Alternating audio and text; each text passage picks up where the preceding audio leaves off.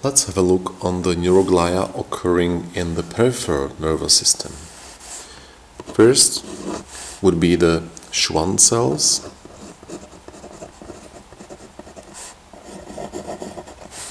also known as neurolemocytes,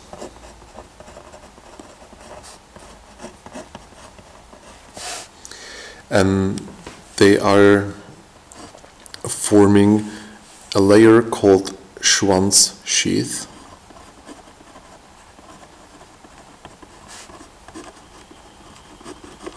surrounding all processes of neurons,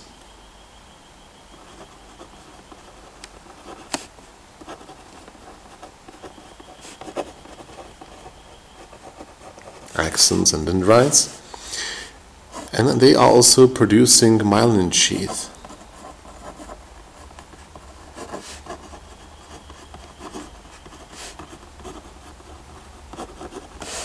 In so-called myelinated nerve processes.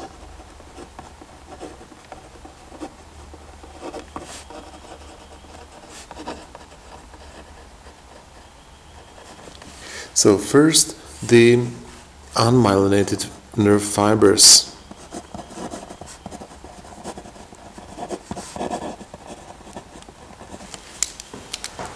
We got several nerve fibers such as axons or dendrites of various neurons in the peripheral nervous system, and they are surrounded by the projections of the cytoplasm of the Schwann cell. So a single Schwann cell takes care of multiple processes. Here will be the nucleus of the Schwann cell, and it's also surrounded by basal lamina.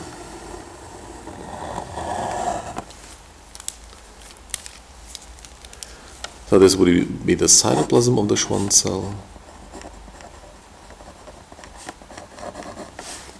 These are the nerve processes.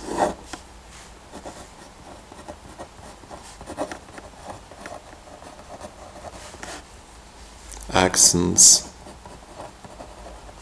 or dendrites, and this is the basal lamina.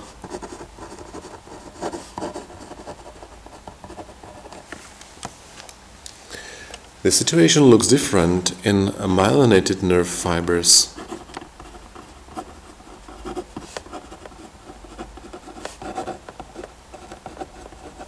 How is the myelin produced? I'll draw 3 steps of the myelin production. So this will be a cross section through some nerve fiber, axon or dendrite.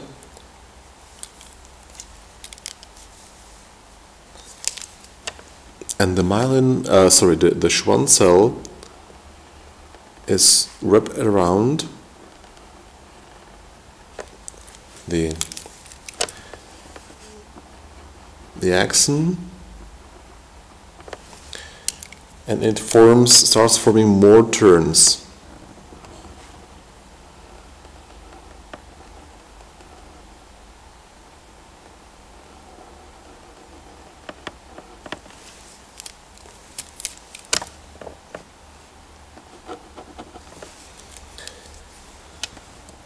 And later on, we have outside the cytoplasm of the Schwann cell, but then we have many layers of the former membranes, nearly without most of the cytoplasm, so the only substance that remains are the cell membranes of the Schwann cells, and that's how the myelin originates. It's a derivative of the cell membranes. So these are the Schwann cells on the surface. These are the 2 steps of the myelin production. This would be the axon. This communication between the axon and the extracellular fluid is called mesaxon, and here we already have compact myelin layer. That's how the situation looks like in transversal section. Should we compare it with the longitudinal section? Then the axon or dendrite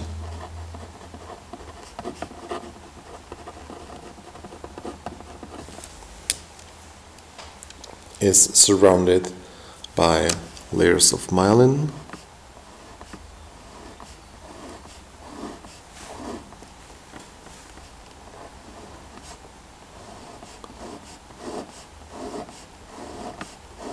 Then comes the cytoplasm of the Schwann cell that is produced with myelin.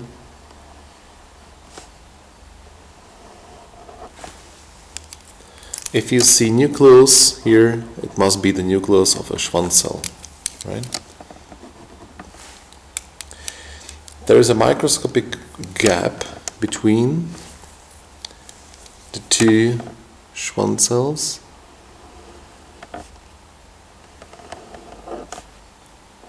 And another Schwann cell with the nucleus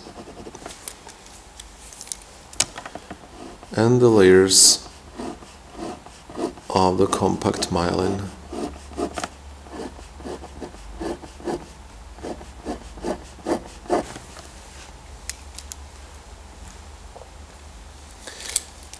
So this would be the myelin sheath.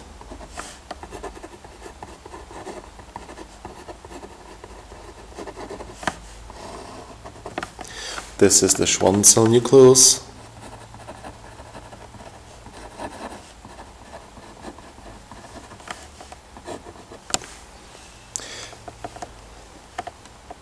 These are the nodes of Ranvier.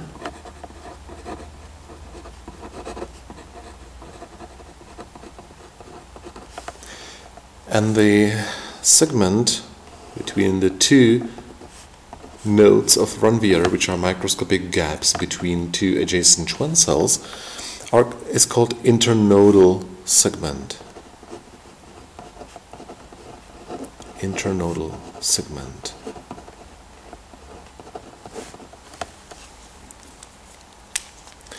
Sometimes, as the layers of the myelin turn here, you can see optical phenomena called Schmidt-Lantermann's oblique incisures.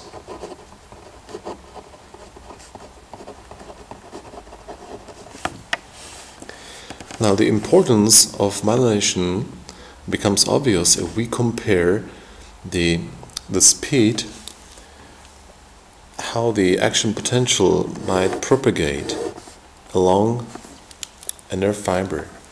While in unmyelinated fibers, the propagation of action potential is approximately 1 or 2 meters per second, because it takes a long time because all the electric changes are done along the whole length of the axon or dendrite. Here in myelinated nerve fibers, most of the surface of the axon or dendrite is electrically insulated by the myelin. So only these nodes of Ranvier are the regions where it's possible electrically communicate where the surrounding tissue fluid might electrically communicate with the membrane. So the spreading of the action potential here is from one node to another, which is called saltatory propagation of action potential, and it's much faster than in unmyelinated fibers. In myelinated fibers, it's approximately 100 meters per second. So the functional condition of many circuits in central nervous system and the conductance of nerves in the peripheral nervous system is depending on proper myelination. Loss of myelin might cause a significant decrease in the propagation of action potential. You will hear more about that in neurology. Other types of neuroglia in the peripheral nervous systems would be satellite glia cells. They occur in the spinal ganglia or in autonomic ganglia.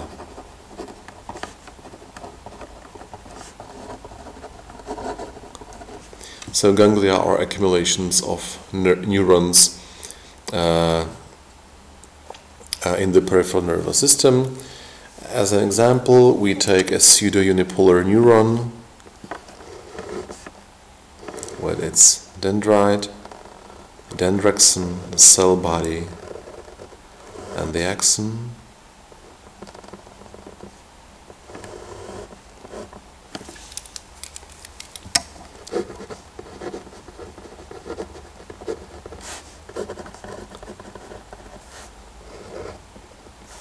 Here's the cell body of a pseudo-unipolar neuron. It's the sensitive neuron of the spinal ganglia.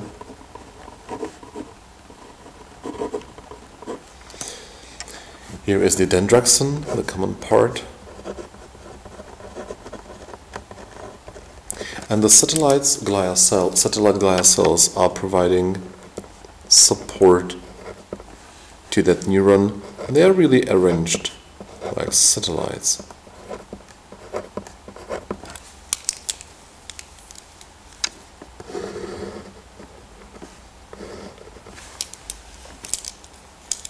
And there are, of course, more types of glia.